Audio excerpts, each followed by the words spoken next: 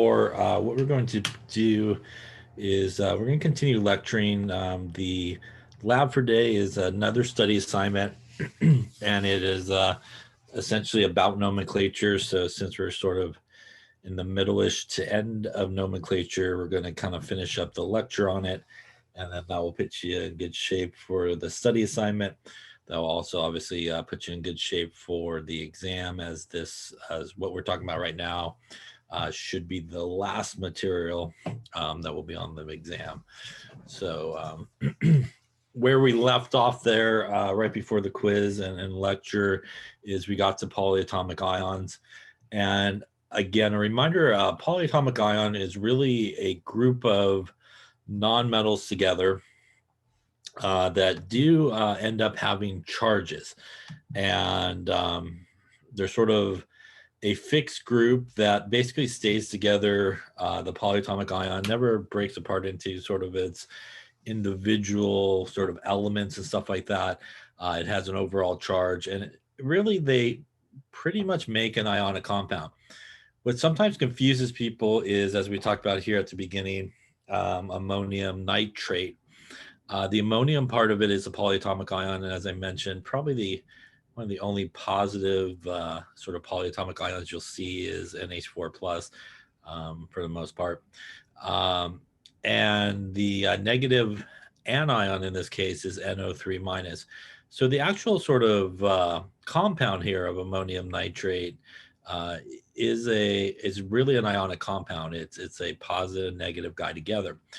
What confuses people sometimes is it is actually made up, though, of groups of nonmetals together. And as we talked about in sort of the bonding chapter, and we talked about with bonding, when we do have groups of nonmetals together, they're actually held together by covalent bonding and sharing of electrons. So for example, when we talk about something like ammonium nitrate, what we're really talking about ammonium is what we saw, and I think we might even drew this guy in when we're talking about Lewis structures.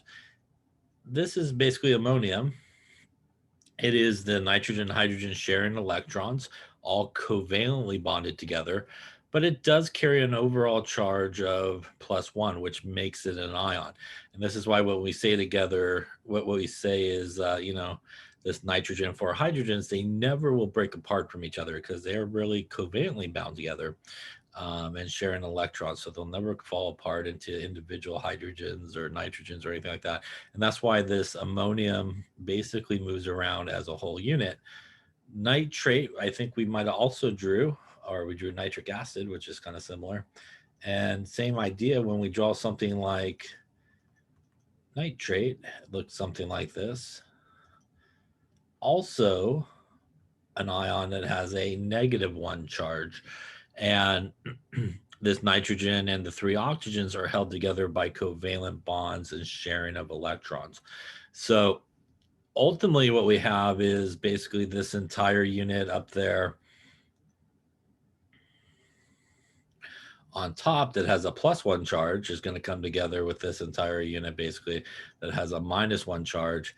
And it's that ionic charge there, the positive negative attraction, that's basically holding that guy together. So it's a kind of an unusual thing in the sense that when you talk about the actual polyatomic ion itself, it is actually covalently bonded together.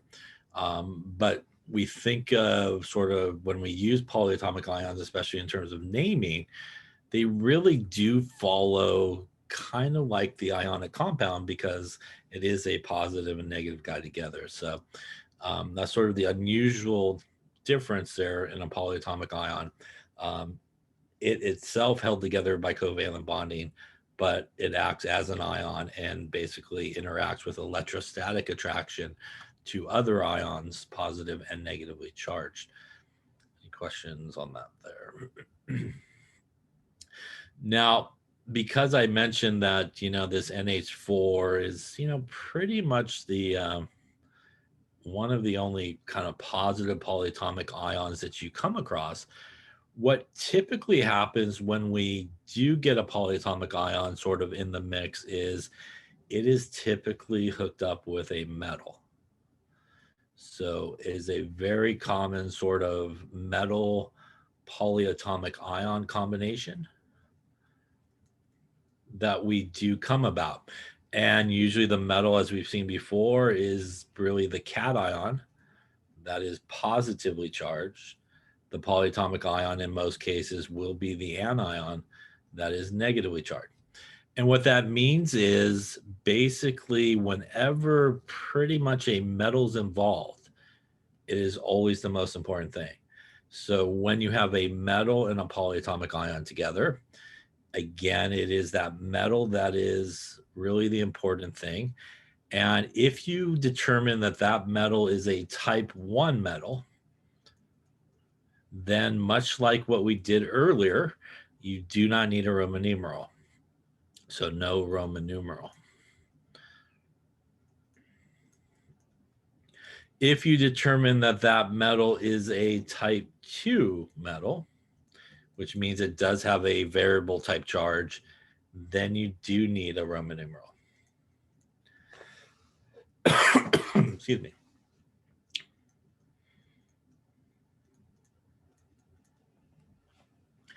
So when we do get these guys together, it is the metal that always is the important part. And even with a polyatomic ion, we essentially fall back to our sort of type 1 and type 2 ways of naming, which means we use the whole name of the metal, either with or without a Roman numeral, depending on whether or not you need it. And the only difference is, instead of like in traditional type 1 or type 2 compounds, where we end with the IDE for our nonmetal, we just use the whole name of the polyatomic ion. So we treat the metal like normal, kind of the whole name. And, you know, Roman numeral needed or not needed, depending. And then we just use the whole name of the polyatomic ion. Excuse me for 1 second here.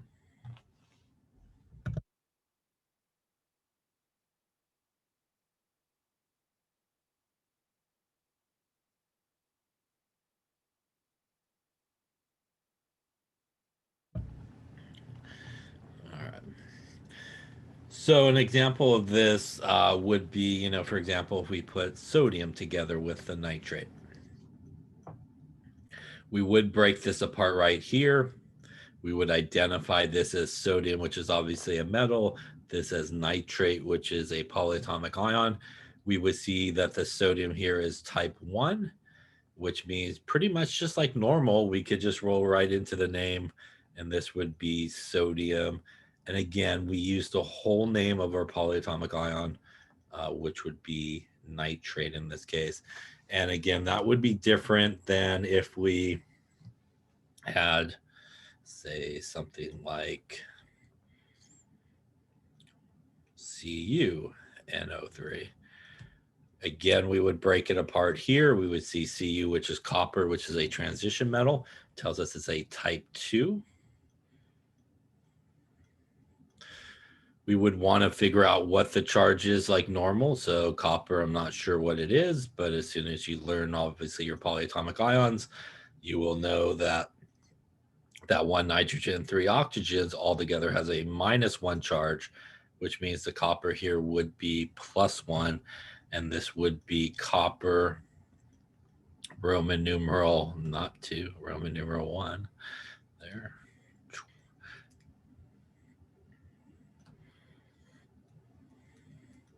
And again, we use the whole name of our polyatomic ion, which would be nitrate. So I would say probably 9 times out of 10, or even more, a little bit, you know, when you see a polyatomic ion sort of in the nomenclature range, you're going to probably have a metal involved in most cases. And again, you really just sort of fall back on sort of your type 1 and type 2, which means either you need a Roman numeral for the metal or you don't. And the same thing applies as we just did there with the copper. Once you sort of learn these polyatomic ions, or relearn them if you remembered them from maybe a previous class, you know, you'll know the charges, and you will know the charges associated with those polyatomic ions. And again, that will help you figure out what the charge is on your variable metal and stuff like that. Any questions on that so far there? Okay. Let us look at actually a list here of some polyatomic ions. And obviously you have a similar list in your book, and I think online maybe as well there. Even in the syllabus, I think there's a list as well. But these are some polyatomic ions, and the good news, bad news, I'm not sure there really is good news, but the bad news of the good news is that you just gotta kind of learn them. So you do need to know, obviously, the names, you need to know the formulas, and obviously, more importantly, you need to know the charges, because that's obviously going to help you write the correct formulas, balance out everything, and things along the way. As I mentioned before, our NH4, and the 4 got way up there on top, so that should not be up there like that. So I'll rewrite it. So this is NH4 plus up on top. I think the rest is okay, hopefully. Yep. These are some of the polyatomic ions. And, you know, a good way to sort of learn these or sort of memorize these is to kind of group ones together. So, for example, we were looking at nitrate on the previous page, which is NO3 minus. Again, the 1 nitrogen, 3 oxygens has a -1 charge, and that is nitrate. There's also one that is NO2 minus, which is 1 nitrogen and 2 oxygens with a -1, and that is what is known as nitrite. For example, sulfate is another common one, SO4 2 minus. Again, the 1 sulfur and 4 oxygens all together, again, covalently bonded, has an overall charge of -2, and that is sulfate. And SO3 2 minus, again, 1 sulfur and 3 oxygens with a -2 is sulfite. Now, there is a relationship. Really, the only difference between these two, which are related to each other, and even these two that are related to each other, is the number of oxygens that are present. One has 3 oxygens, one has 2. In the case of sulfate and sulfite, 4 oxygens and 3. They all have the same charge, -1, -1, -2, -2. And the pattern that we typically see is the one with the most oxygen typically ends in ATE. As you can see here, out of this group of 2, NO3 minus has more oxygens than NO2 minus, so that ends in nitrate, ATE. SO4 2 minus has more oxygens than SO3 2 minus, ends in sulfate, ATE.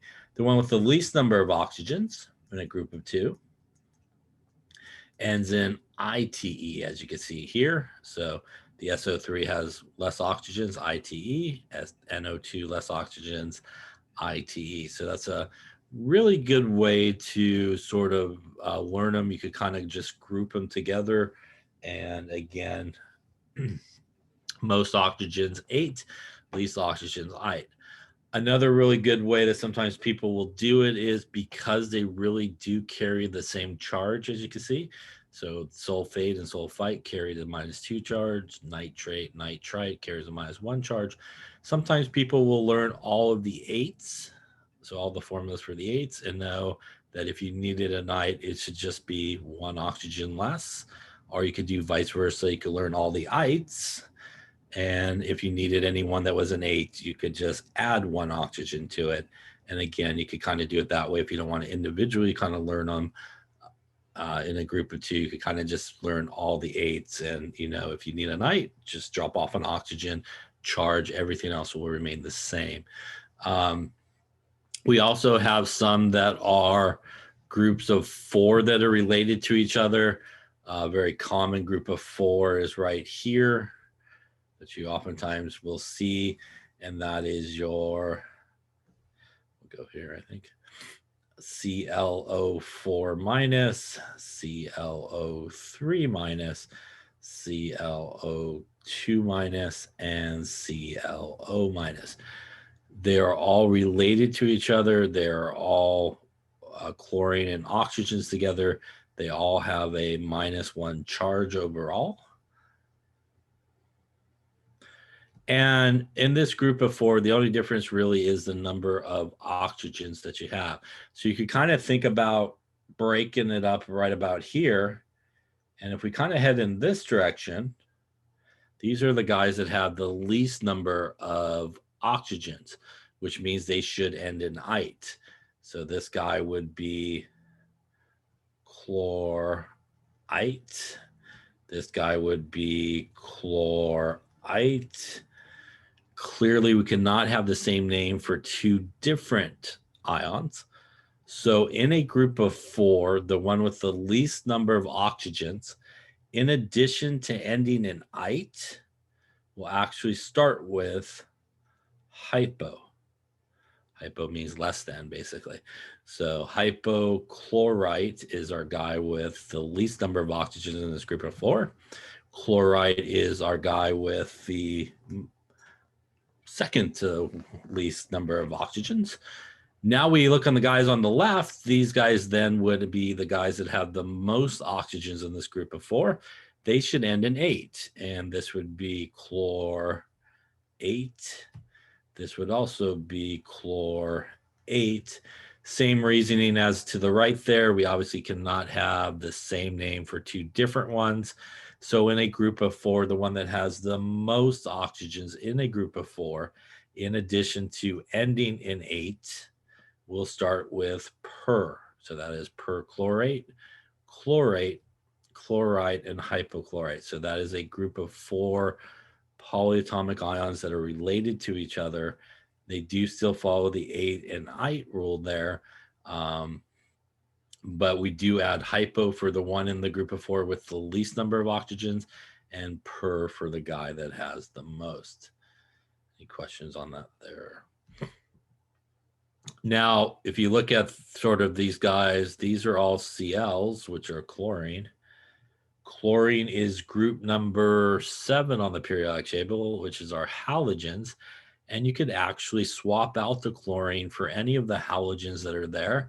And that's what we see here. This is BRO minus, BRO2 minus, BRO3 minus, BRO4 minus. Works the same way as our naming here. The one with the most starts with per, ends with ate, but instead of chlorine in the middle, it's bromine. So that's perbromate. Guy with the second most oxygen ends in ate. Guy with the second to last in terms of oxygen ends in ite. And the guy with the least number of oxygen, hypo and ite. Again, we just kind of substitute the bromine part in for the chlorine part, and we get basically the same group of 4. Here's it with the iodide, basically substituted in. Group of 4, they're related to each other. Again, the per for the guy with the most oxygen, the ate at the end. And again, the guy with the least, hypo and ite at the end. So you really can swap out pretty much any of those halogens for that group of 4. The perchlorate, chlorate, chlorite, hypochlorite is the one you most likely learned perhaps before as your group of 4. But again, there are obviously other groups of 4, as you can see here. And they are sort of related to each other and named the same way. In addition, there's some other things that we typically will see when we look at these polyatomic ions in terms of naming. So for example, if we look at carbonate, which is CO3 2 minus, again, 1 carbon, 3 oxygens together, overall charge is -2, and that is carbonate. Now, if we actually add not just an H, but an actual H plus to carbonate, we get something that's known as HCO3 minus. That is 1 hydrogen, a carbon, and 3 oxygens together with a -1 charge. We basically added hydrogen to it. This is what is known as hydrogen carbonate. In addition, of course, it's chemistry and naming, so there's other things that pop up. One thing that's very common is when we do that to things, sometimes people in the common way of naming it will not name it as hydrogen, but we'll call it bicarbonate instead. So bicarbonate in place of the hydrogen is sometimes used there, and that's what we see wherever our carbonate went there. There it is right there. We also see that with sulfate. If we put a hydrogen in front of sulfate, we get hydrogen sulfate or bisulfate. So again, that's a very common sort of name that's used still, bisulfate, and basically hydrogen sulfate is the same thing. Basically just put a hydrogen in front of there. By the way, in case you're curious, if you put two hydrogens in front of it, you get dihydrogen phosphate. If you put two in front of a phosphate, basically. Now, and here's hydrogen phosphate if you just put one. So there are some of those things that occur in terms of our polyatomic ions. As you can see on this list, the vast majority of everybody on this list in terms of polyatomic ions, as I mentioned, do follow sort of that 8 and 8 sort of nomenclature. But not all polyatomic ions will actually end in 8 or 8.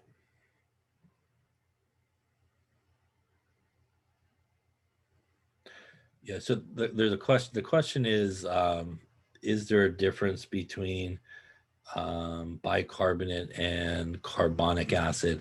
And the answer is yes, there is. And we're going to talk about acids in just a second. After we're done talking about here, we'll get to acids, and you'll see the difference between bicarbonate and carbonic acid. Carbonic acid actually has 2 hydrogens and no charge. So that is the difference between those two. They're related to each other, but this is actually a carbonic acid here and stuff like that. So we'll get to that in just a second in terms of acids when we talk about that. Now, in addition, as I was mentioning, not all of them will sort of have the 8 or 8 at the end of it. There are some polyatomic ions that do end in like IDE, and here's a common one, which is hydroxide, ends in IDE. Azide over here ends in IDE. Cyanide ends in IDE. So these are some common ones. And here is peroxide, by the way. Peroxide is a polyatomic ion, and it ends in IDE. Peroxide is O22 minus. And those are some common sort of polyatomic ions that end in IDE. So for the most part, though, if you do see something that ends in IDE, probably 9-ish times out of 10, it's going to be some non-metal from the periodic table. But there are, again, as I just mentioned here and sort of highlighted, there are a few polyatomic ions that actually do end in IDE. But a vast majority of them, as I mentioned, does sort of end in that 8 or 8. Any questions on polyatomic ions there? You are responsible to know these. These will not be provided for you, so you do need to know them and how to use them. So why don't we try some examples here and sort of see what we come up with here. Let's take a look. So why don't you try to write the correct names and formulas for these guys? Why don't you do, I should not say the name, I'll just write it. There you go, CaSO4. Let's go with Cu2SO4.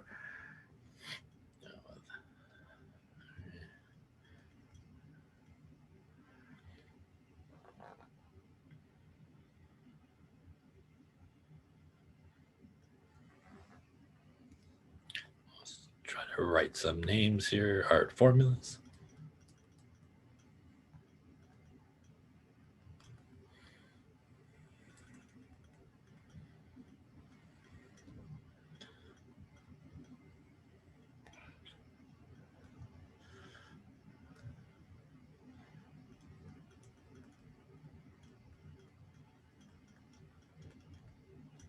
Okay, why don't you take a couple of minutes here and see what you come up with. So first top 3, let's go with the proper name. And again, you might want to refer back to the chart if you have not memorized these at this point. And obviously on the bottom ones, we're looking for the correct formulas, and we'll talk about the correct answers here in just a second. Okay, so let's take a look and see again what we should be doing when we encounter some of these polyatomic ions and some of the other things that we see here that you do want to be aware of. So we'll start here up on top here. And first off, we just want to kind of identify everything again like we were doing. So obviously, hopefully you'll be able to identify this as calcium, which is a metal. You hopefully will be able to identify this as sulfate, which is a polyatomic ion, which means technically we are splitting this guy right about there. Because this is calcium, we identify this as group 2, which means this is really a type 1 guy, right? Because he's from group 2. And what that really means is it has a fixed charge, right? And that means that the calcium, or the cation in this case, is really calcium with a +2 charge.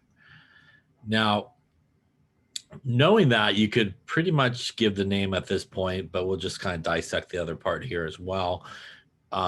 Memorizing your polyatomic ions, you will know this is sulfate, which is again a -2 charge, and that would be our anion here. And again, that sulfate is basically one sulfur with 4 oxygens, which we've drawn a number of times, I think, when we did our Lewis structures. It has an overall charge of -2. That goes good with our overall charge of +2 from our calcium. And that's why when we look at this, this is really, again, an ionic compound, the calcium and the sulfate together. And the overall charge is 0, +2 for the calcium, -2 from the sulfate, overall charge 0 when we write the actual formula for it. As I was saying a second ago, really, once you identify that calcium as a type 1, we know that we don't have to worry about Roman numerals or anything. We just use the whole name of the metal, which is calcium. And as I mentioned earlier, when we are dealing with polyatomic ions, we also just use the whole name of it, regardless of how many there are. We just simply call it what it is, and it is sulfate in this case. And this would be calcium sulfate. Any questions on that there? Coming to here again, we just want to kind of identify what we are dealing with here. Cu is copper, which obviously is a metal. Again, here, obviously, this is going to be our sulfate one more time. Again, if we split it, we would be splitting right about there. Just like we did before, we should hopefully recognize that copper is a transition metal, which really does put it in a type 2 situation here. That means that it does have a variable charge, which means we do need to figure out what the charge is on that copper. Now, in this case, we have not one copper ion, but we actually have 2. So we need to figure out what is the charge, obviously, for each of these guys. We again could do that by looking at our polyatomic ion in this case, or our anion. And again, we do know, as we've been talking, that sulfate is -2 overall. So in order for the copper to balance out the -2 of the sulfate, each of the coppers in this case actually is going to be +1 in this case. And that means that this name would be copper. We do need a Roman numeral because copper can have multiple charges. And again, that is what the Roman numeral indicates, not the grand total of the positive charge, but the positive charge if you just took out one metal. And again, we just use the entire name of what the polyatomic ion is called, and this would be copper 1 sulfate, sulfate being our anion here, and obviously the copper 1 ion being our cation. Any questions on that there? All right, we're rolling over here to Fe3 parentheses Po4. A lot going on in this one. We really are going to just focus the same sort of approach. Again, when I see here, I see iron, which is a metal.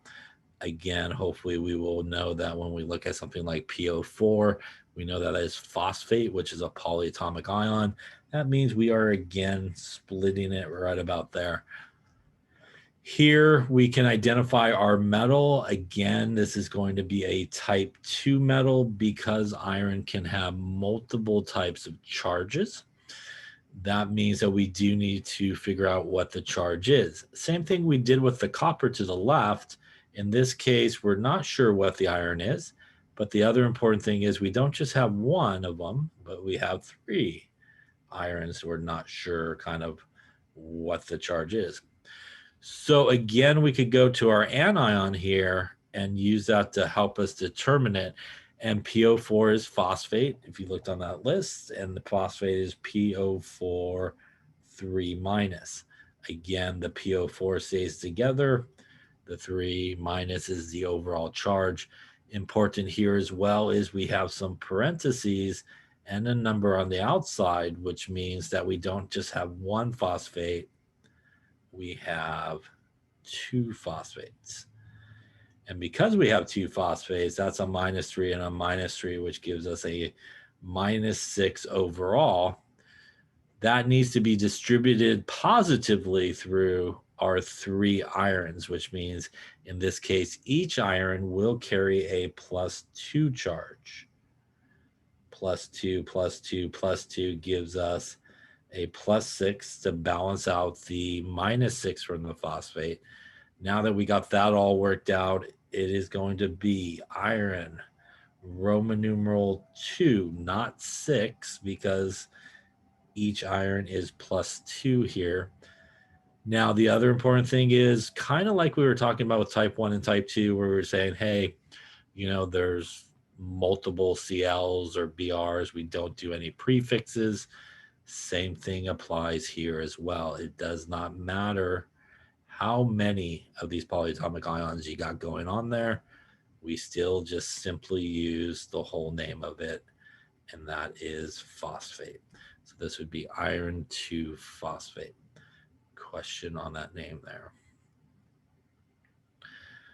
That also does bring up a good point, and we'll just kind of go maybe this way for a sec to find somewhere to scribble. I'll scribble here.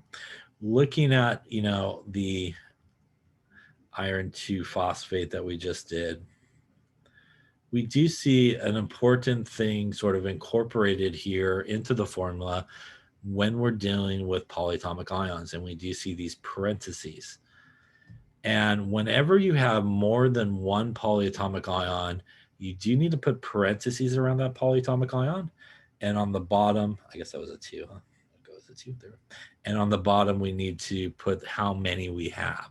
And the reason for that is if you didn't do the parentheses and you just wrote it like this, if I could write today here, yeah, PO42.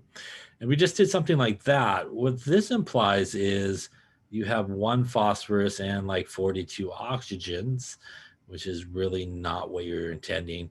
So we need to make sure that we put parentheses around the polyatomic ion part so we don't get a misinterpretation of what we mean. And that's really because most polyatomic ions have, you know, a number of oxygens or something like that involved. So if you have multiple ones and you just kind of put the number next to it, it's implying something different. So that's a really important sort of thing to keep in mind as you're doing polyatomic ions. Multiple polyatomic ions, put parentheses around the polyatomic ion, bottom right, how many you have, and then you do get the correct meaning there. Question on that one there. So now that we got sort of the names from the formulas here, we're going to go kind of backwards and we're going to do some formulas from the names. So much like what we kind of did there with the other ones, type 1 and type 2, it's always important, and especially since these guys are really ionic compounds overall, it's always just to get the basic ions and put them together to equal 0. So when I see a name like ammonium, as we talked about before, that again would be NH4 plus, again, the 1 nitrogen, 4 hydrogens with a +1 charge. Sulfide here, IDE, comes from the periodic table. That is sulfur. Sulfur is group number 6, which means it has a fixed charge of -2 in this case. So just like normal, ionic guy, positive, negative. When we put these together, we actually need another ammonium, because that will now give me +2 to balance out the -2 that's happening here. Now, because that is a polyatomic ion and I have more than one, as we were just talking about, this is where I will need to put parentheses around the polyatomic ion and put a 2 on the bottom, and then I would put an S. And that implies that you have 2 of these NH4 pluses and 1 sulfur with a -2 charge. Any questions on that there? We'll go over to the nickel here, I think. So nickel, Roman numeral 4. Nice thing about that name is it tells you what the charge is. It's a type 2 metal. That means I have a nickel with a +4 charge. And cyanide, even though it ends in ID, it is a polyatomic ion, and that is Cn-. So ultimately here, if we just look at it, we are taking a +4 and a -1. We need 4 of the Cn minuses to get us to 0, and that would give us a form of NiCN4 in this case. And again, you would need those parentheses to indicate that you have 4 of those units, and not do it like I almost did there and write it like that, because that would imply that you just have 4 nitrogens and not 4 Cs, when in reality you basically have, as you can see if you draw them all out, 1, 2, 3, 4 carbons, which is what the parentheses does, and 4 nitrogens. Here you have just 1 carbon and 4 nitrogens. So again, that parentheses is really important when you have multiple polyatomic ions. Question on that one there. Okay, and lastly here we have calcium, which is group number 2, and that means it has a fixed charge of +2 hydroxide, another IDE, but is a polyatomic ion, and that is OH-. Again, the OH has a -1 charge, calcium has a +2 charge. To get us to 0, we actually need another one of these. And that means that we will end up with calcium. Again, multiple polyatomic ions here. We need the parentheses, the OH, and the 2 on the bottom. Question on polyatomic ions, how to name them, how to write the formulas. Any questions on any of that there?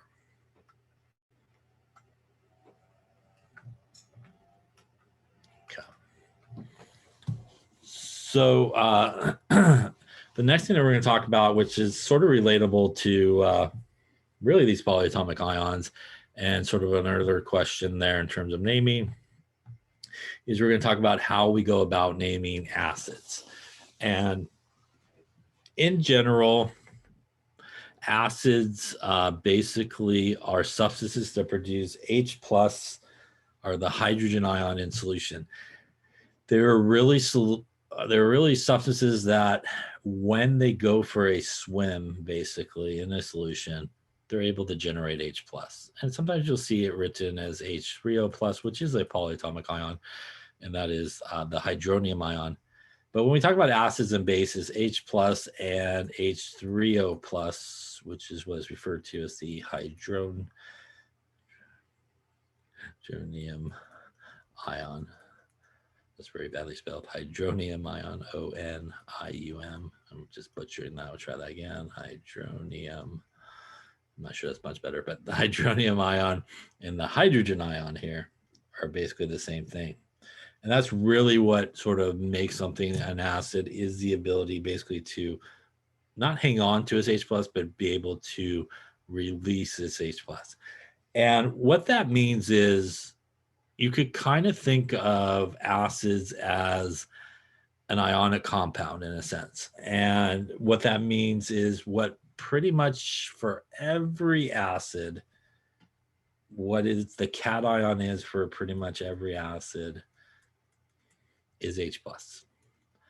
So H+ is pretty much your run-of-the-mill standard cation when you're dealing with acids, because that's essentially what it's going to give away, and that's what makes something an acid, is the ability basically to release that. and that's sort of the positive part. And when you lose sort of an H plus, and if you're an acid, you're left with a negative part, which is the anion part. And it's really this sort of anion part that kind of determines how you go about naming an acid. Another really important thing in terms of sort of naming acids and writing formulas for acid is this idea here of sort of what an acid is, and it's that ability to produce that H plus in solution. And when the way that we represent a solution sort of in chemistry, when we write formulas and stuff like that, is we use the AQ symbol. And the AQ symbol next to something means aqueous. It means basically a water environment. And that's what helps distinguish, say, something being an acid from something being maybe something in a gas phase, even though they have the exact same formula. And we'll see an example of that in just a second here. But the aqueous is typically written when you write the formulas of an acid. And, you know, that's usually how you can identify something as sort of being an acid in that sense. Now, when we talk about naming acids, it's really all about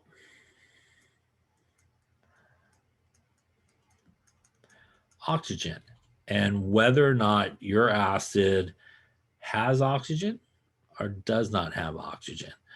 So let's talk about really our acid here and naming acids. What I'll do is I think I'll take a fresh page, I think. And we'll start with oxygen and naming acids. Naming acids. All right. So let's start with the no oxygen present.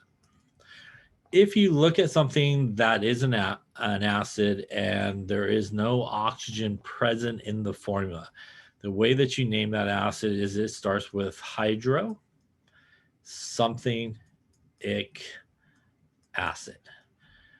The something in the middle is the anion, or the negative guy.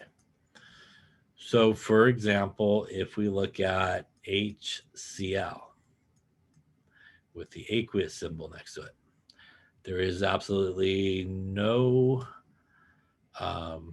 oxygen involved, which means this would be known as hydro. The positive guy here, the cation, is H plus. The anion here is Cl minus. So this would be hydrochloric acid. So hydroic acid. If you had something like HBr, again, the cation here would be H plus. The anion here would be Br minus. Again, when we look at this, we do not see any oxygen involved. This would be hydrobromic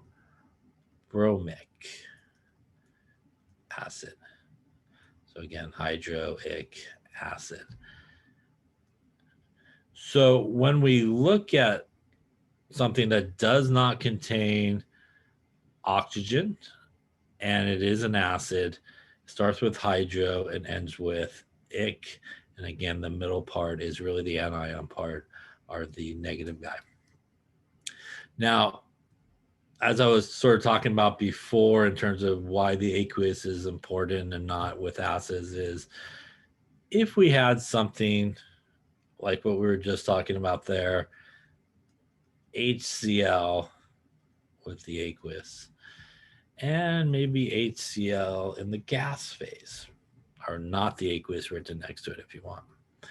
This again would be hydrochloric acid, where this is H plus and this is Cl minus. By the way, if we look at HCl in the gas phase, this is sort of thought of as H plus and Cl minus as well, but it's not in an aqueous solution. this would actually just be called hydrogen chloride. So in chemistry, when we're dealing with hydrogen, because hydrogen is kind of different in a sense, we think of hydrogen, even though it's really not a metal, as sort of always kind of being H plus, especially when it's hooked up with a non-metal, another non-metal. You know, so if you had something like HBr, right, and it didn't say aqueous next to it and wasn't an acid, you would call this hydrogen bromide. Put the aqueous next to it and means it's in a solution and it's dissolving and that H plus is going to come off. You would call this, again, hydrobromic acid. So that little aqueous symbol is important. As you can see, these are really the same formulas, but that difference in the aqueous being there indicates that we're talking about the acid. And, you know, we would want to name it as an acid. If we're not really talking about the acid, then really, again, if you have hydrogen that comes first in sort of an ionic compound or a hydrogen in front of a nonmetal, it's basically going to be treated like an ionic compound and you call it hydrogen, whatever it may be. Any question on that? And by the way, you know, if you had, say, H2S in the aqueous form, this would tell you that this is an acid. There is still no oxygen here. This would be hydrosulfuric acid. The cation here is still H plus. The anion here is sulfur with a -2. And because that's -2, to balance it out, we need 2 of the H pluses. And that's why the 2 is here, because 2 H pluses balances out the -2 charge here. If we just had H2S here, by the way, even though there's 2 hydrogens here, if we were going to name it as non-acid, you would just call it hydrogen sulfide gas. With a GE, try a DE there at the end would probably be better. All right, try DE there. So if this was a gas, for example, hydrogen sulfide gas is a pretty toxic, deadly gas that you play with in 200B sometimes. And it is would be called hydrogen sulfide. Again, hydrogen kind of different than a lot of things, even though there's 2 of them, again, won't have an effect on the name part of it. And again, here, same reasoning. Each one is H plus, and that's why there's 2 of them to balance out the -2 charge that we see here.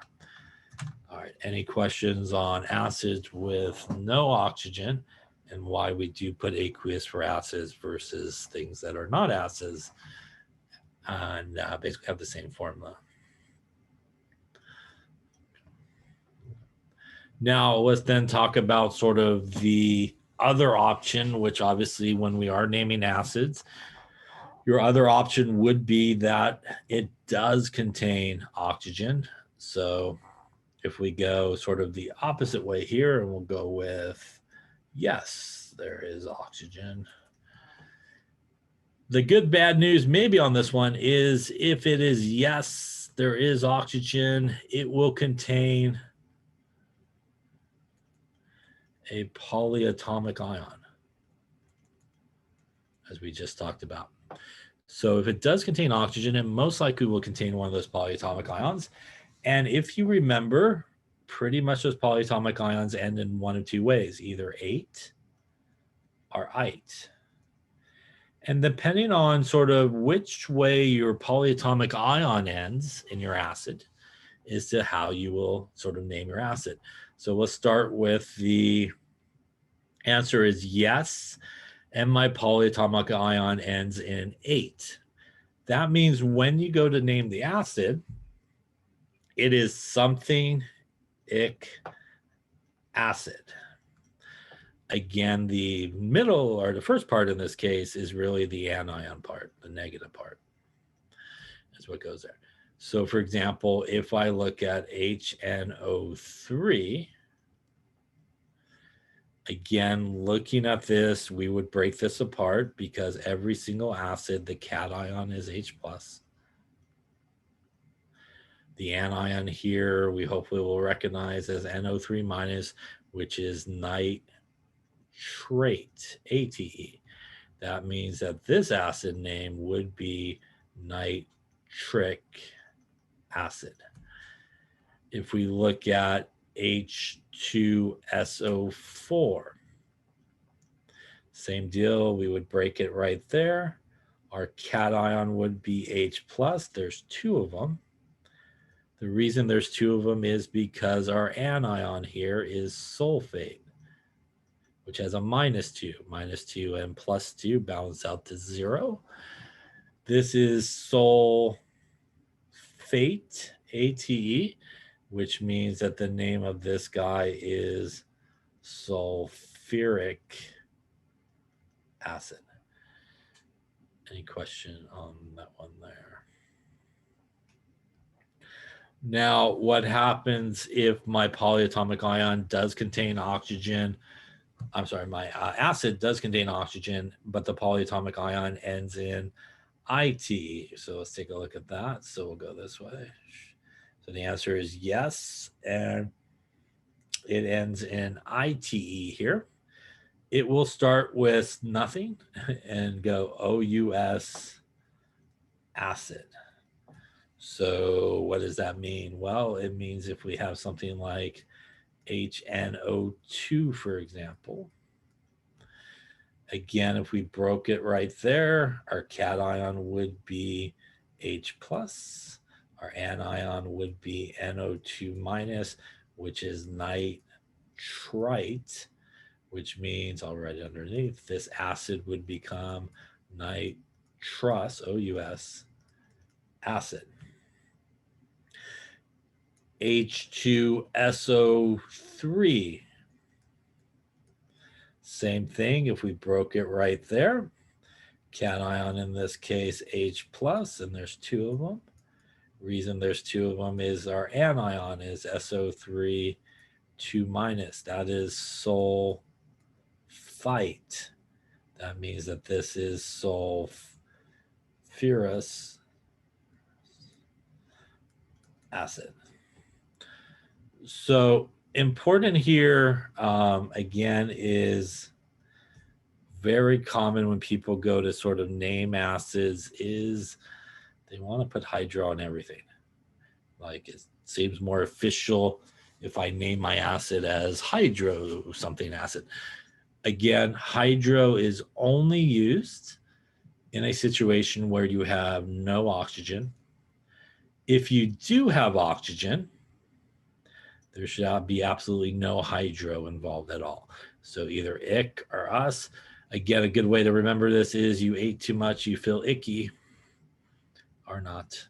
Or, you know, it and us, not really work so well. So that's a good way to sometimes remember that one. Question on acid there. So let's give you a couple here to maybe try. Let's try, why don't you give the names for these acids? Let's do HI. Let's do H2CO3.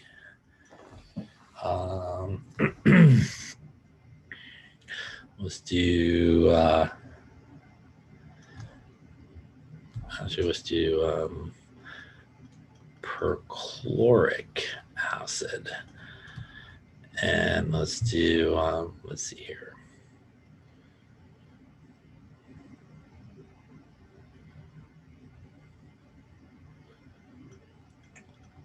Chlorous acid. All right, why don't you give it a shot here? Let's go with names on the top ones, and let's go with correct acid formulas on the bottom. Okay, let's take a look here. So starting up on top, we have HI. I see aqueous next to it. I know it's an acid in this case. I also then know really H+ is my cation, I- is my anion. Don't really need to do any of that stuff to name it. We just need to look at it, and when we look at it, we don't see any oxygen, so that takes us to the hydro something ic acid part, and this would be hydroiodic or iodine acid in this case. Any questions on that particular one there? Coming over here again, we do see it's an acid. If we wanted to kind of break it apart here, let's see what we got going. We do have H plus again as our cation. In this case, that is CO3 2 minus. That is our good friend carbonate. That tells us a couple things. First off, it has oxygen obviously here. The polyatomic ion ends in 8, which means the acid will end in ic. And kind of putting that together, this is carbonic acid in this case. Any questions on that one there? Again, no hydro on this one because there is oxygen involved. Hydro only for when no oxygen is involved. So don't do that temptation that everybody wants to do and put hydro kind of in front of everything. All right, so that is again how we would sort of name our stuff here from formulas. If we have names, how do we go backwards? Well, the name is really going to give us a lot of information to help you recreate it. First off, since we know it's an acid, we already know our cation is going to be H plus because that's pretty much your cation there for an acid. So that means we should kind of focus in on this name. First off, when we look at this name, I do not see hydro. And because I don't see hydro in this name, that means that this guy is, yes, it does have oxygen in it. And because it does have oxygen in it, it means it is a polyatomic ion. And not only is it a polyatomic ion, the acid here ends in IC, which means my polyatomic ion ends in 8. You get a lot of information from the name just by dissecting it.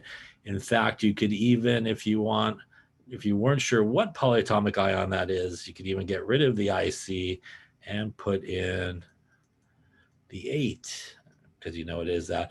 And now you know it is perchlorate should be the anion here, and that is ClO4 minus. Again, here we're basically taking -1 and in this case +1 together. That gives you HClO4. Really should put the aqueous next to it to indicate that it is an acid, and you would get your formula there. Question on dissecting there. Could pretty much dissect the same way on this guy. We see acid, tells us cation is going to be H plus. I see no hydro here, which tells me, yes, it is going to have oxygen. In addition, I see that the acid ends in OUS, which means my polyatomic ion is going to end in ITE.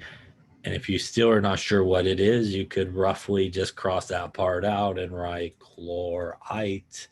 And I should do chlorite here.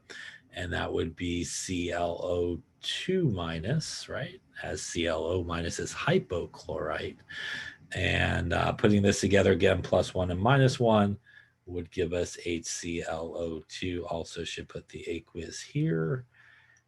And there you go. Yeah. Any questions on that there? By the way, this also, since we had, well, before I scribbled all over it, I suppose, perchloric acid. You could see that, you know, if your polyatomic ion has one of those kind of like perchlorate or hypochlorite, it still remains in the acid name. So you still keep that front part of it in the acid name. It still remains there. That's why if you had something like HClO and you split it, this would be H plus, this would be ClO minus. That is hypochlorite. ITE has the hypo. This would then become hypochlorous acid. So it'd be hypochlorous acid. Again, keeping the hypo part of it there. as well. So, you know, if your polyatomic ion happens to be one of those groups of 4, has the per or the hypo, you still keep that when you go into the acid name. Any questions on naming acids? Really all, as I mentioned, revolves around oxygen as to whether it's there or not. Acids do go with bases, and, you know, just we talked about what an acid is. A base is really something that will produce hydroxide in a solution. So much like an acid is, if you have sort of a solution has H plus floating around, make something an acid. For something to be a base, it will be able to produce free OH minus, which is hydroxide, right? So polyatomic ion, hydroxide in solution will be a base. The good news is they're named just like normal. So, you know, if you had, like, for example, we looked at one earlier, CaOH2, that is calcium hydroxide. A lot of strong bases have hydroxide in the name, and AOH would be just sodium hydroxide. KOH would be something like potassium hydroxide. So bases for the most part are, you know, especially if they have hydroxide in them, are named just like you would for your kind of polyatomic ions and stuff like that. So, you know, for the most part, they're just kind of named like normal. Any questions on that there? All right, so we talked about type 1, type 2, we talked about polyatomic ions, we've talked about acids, bases, I guess, as well. That leaves us really one of the last things we're going to talk about in terms of naming, which is sometimes referred to as type 3 compounds. And type 3 compounds are different than what we've been talking about up to this point. Up to this point, we've really been talking about ionic compounds, which are guys that are basically held together by positive negative attraction, right? So electrostatic attraction. Here in type 3 compounds, these are nonmetals, 2 nonmetals together. And as we talked about when we talked about bonding, because they share very similar periodic trends, they are going to make covalent bonds, which basically means we are sharing electrons here. So these guys are going to really share electrons, and they are named differently based on that. The good news is they are probably the easiest and fastest ones to name. The bad news is they're also the ones people screw up on the most because they want to kind of do weird things and try to balance things that they don't need to balance and stuff like that. After the long-awaited waiting all lecture long, this is where we use prefixes. So this is the one situation where you should actually use prefixes. Again, in none of the other situations did we use prefixes really. The only place that we maybe saw a prefix was in a polyatomic ion name. That's part of its name. But in no other case do we add a prefix to the name. This is really the only situation where you should add prefixes. Prefixes that we'll see here are probably ones you should probably be familiar with. Mono is 1, di is 2, tri is 3, tetra is 4, penta is 5, hexa is 6, hepta is 7, octa is 8. We'll go with nona is 9, and why not deca for 10. So these are really where you should use the prefixes. The nice thing about this is there's no charges. There's no cations, there's no anions. Because they are sharing electrons, we don't have any ions that are formed here. And basically the rule is the first element, you use the whole name with the appropriate prefix if necessary. And for the second element, you give it the appropriate prefix. and it's named like a non-metal, like we did with type 1 and type 2, it gets the IDE at the end of it. So that's pretty much straightforward there. Whole name of the first element. Second element here. Now, there is a couple things that occur, as we'll talk about here, as we sort of use these guys. The first thing that occurs, or the first sort of rule, is we do not use mono on the first name, but it is okay on the second. So if you just have one of something, we don't put mono there on that first name, but it's okay to use on the second name.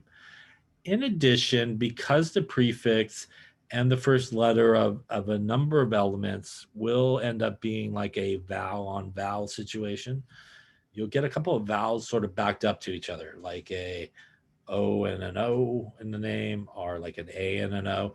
And typically speaking, we get rid of the vowel from the prefix when we write the name.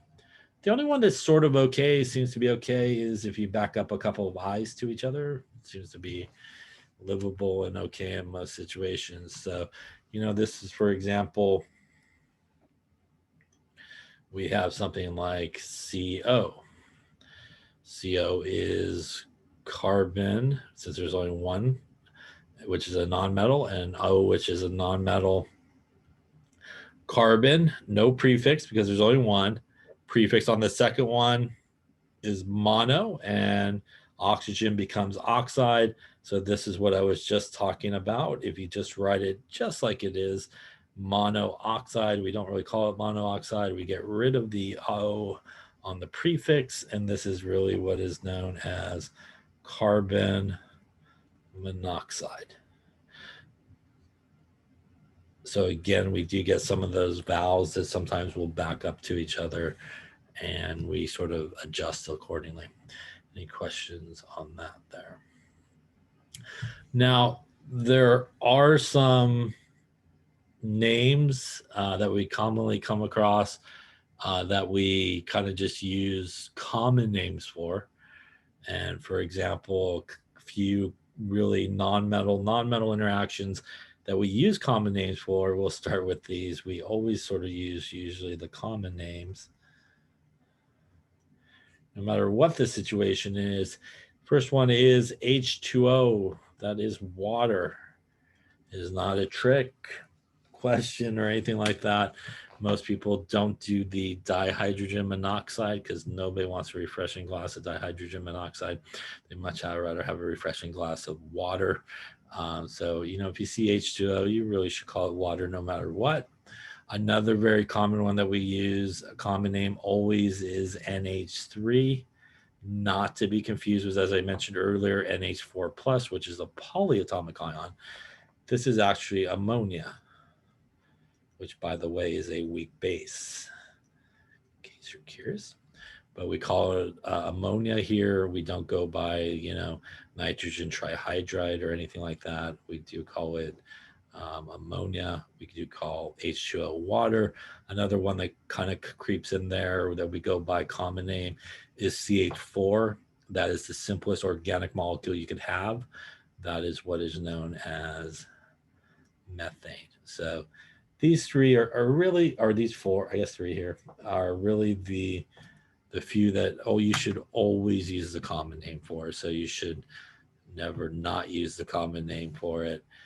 H2O, which is water, NH3, which is ammonia, CH4, which is methane. Any questions on that?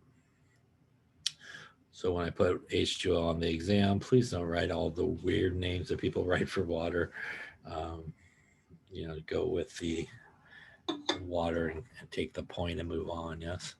All right. So let's just go over again some of these rules that we talked about here.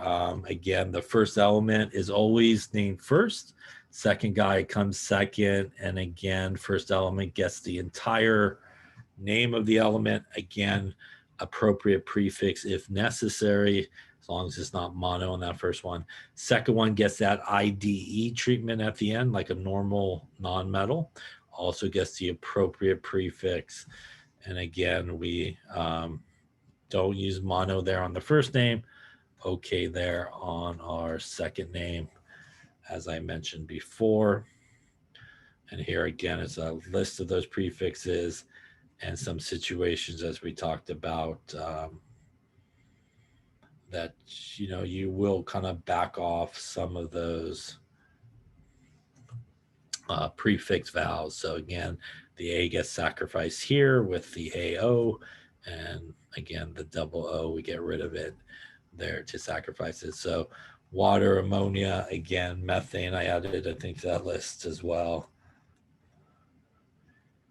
are ones that come up a lot, and you should use those names. You should also know what they are. So if something says ammonia, you should know you're talking about NH3. If something says obviously methane or water, you should know what those chemical formulas are.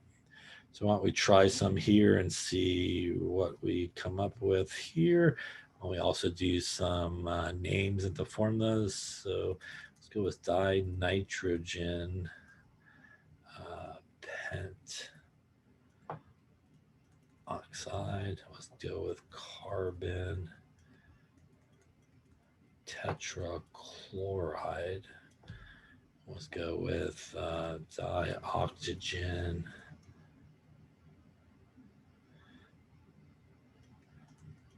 hexabromide. All right, so names on the left and formulas on the right. Really, as I mentioned before, these are really the ones that should only take you like a second. And the reason for that is you don't really have to worry about things like balancing charges, figuring out charges, because there are none of that here, because this is all covalently bonded and sharing of electrons. That's only when people run into trouble, they try to do all those things. So if you look at I207, the first thing you should see is I is iodine, which is a nonmetal, O, which is oxygen, which is a nonmetal. And really at that point, you could just proceed to writing the correct prefixes of what's there. We see that we have 2 of the iodines, and prefix for 2 is di. We go with the full name there of the first element, which is iodine. Second guy, we have 7, prefixes hepta. Oxygen gets the IDE treatment, and that becomes diiodine heptoxide. Here we would lay off the A there in the prefix, so we don't get the AO backing up. Again, the 2 I's are okay. In this case, it's mainly A and O is not good, and 2 O's are not good. So diiodine heptoxide here. Any questions on that one there? Same thing, if we look at the next one, we see carbon, which is a nonmetal. We see oxygen, which is a nonmetal. You should be happy. Nothing to figure out other than pretty much what's there. We have 1 carbon, prefix is mono. We have 2 oxygens, prefix is di. We do not use mono on the first name. That means that we roll with just the whole name in this case, which is carbon. We do use the prefix there on the second name, which is di. Oxygen again becomes oxide, so carbon dioxide here. Lastly, P, which is phosphorus, and again, nonmetal. Cl, which is chlorine, also nonmetal. So here, don't have to worry about anything. We just have 1 of those. That's going to be mono, which again is the first name, so we're not going to use it. We have 3, which is tri. Again, chlorine becomes chloride, IDE. So whole name of the first guy, phosphorus, and chlorine becomes chloride with the appropriate prefix that I missed there. Let me put that in there. Try that again. So tri would be good. Trichloride.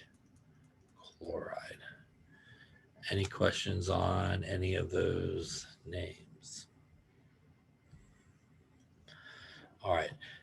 Lastly here, what I think is the super easiest of everything we've talked about so far today is actually going from the name to the formula here in sort of these type 3 compounds.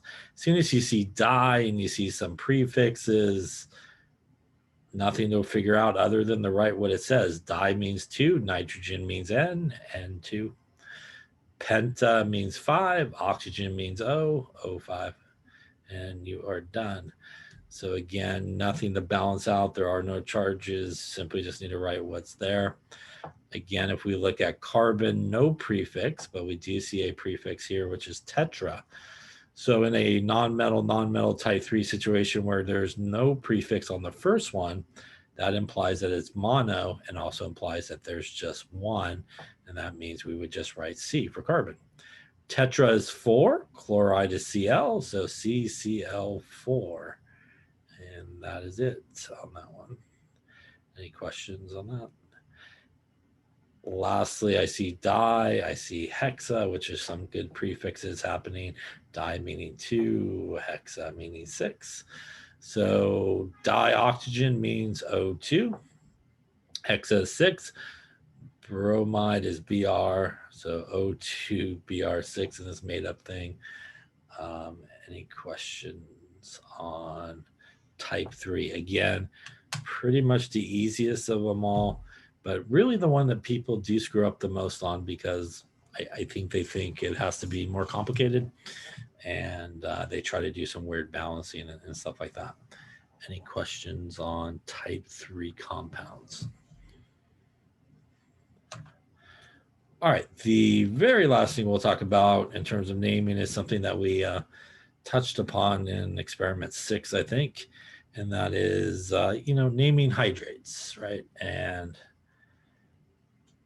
just a reminder that hydrates do have kind of a weird formula, so for example, CaSO4, they're the ones that have like that dot in there, and then that's in front of like the water part. So if you remember, that's the salt part, and that's the water part really of this hydrate. So how we go about naming this is just like normal. We basically just take the salt part, which is an ionic compound, and we basically follow our ionic rules, which means it's going to be type 1 or type 2. That is calcium, which is group 2, fixed charge, means no Roman numeral, so that would be calcium. And again, the sulfate is a polyatomic ion. We'd use the whole name. Remember, the little dot is what we use for a hydrate, and we actually use prefixes for the water. So there's 5 waters, so penta for 5, and instead of water, we write hydrate. So that would be calcium sulfate, pentahydrate. And again, if you had a type 2 involved there, you would follow the same approach. That being a type 2 means that the copper here has a variable charge, but the sulfate is -2, so this has to be +2 to balance it out. That means that this would be copper Roman numeral 2 for the charge on the copper, like normal. Again, it would be sulfate, and same thing here, pentahydrate. So I run out the screen there.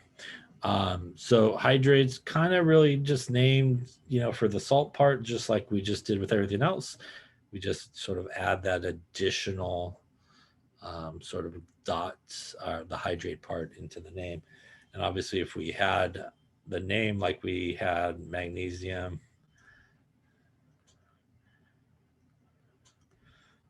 sulfate, I think we use heptahydrate in that experiment. So we would just, follow the same sort of procedure. This obviously would be the ionic part. So we know magnesium is group 2, so that's a +2. We know sulfate is -2. When we would put that together, we just need 1 of each. We would put our little dot there. Hepta means 7, and hydrate means water, so we could get the formula going backwards as well. Question on hydrates there. All right, so now you should be professionals, I think, at naming and everything. This then concludes, I believe, the information for the upcoming exam. So this now should be the end of exam 2 material. So a reminder, pretty much as we've been talking about, exam 2, I believe, is Monday. It pretty much covers chapter 3 and 4, which is all the bonding stuff, kind of like the quiz today. Then obviously in chapter 3, all the naming stuff as well is fair game. And in addition, chapter 5, which is our grams, our moles, our empirical formula, and our molecular formula. And also, as we talked about the other day, that sort of lecture we did about significant figures, density, conversions, that's fair game as well for this exam. So pretty much chapter-wise should be, I believe, chapters 3, 4, 5, and that kind of pre-chapter with our sig figs, our conversions, our density stuff, kind of like study assignment A, I think. Any questions on any of that stuff about the exam or what's going to be on it?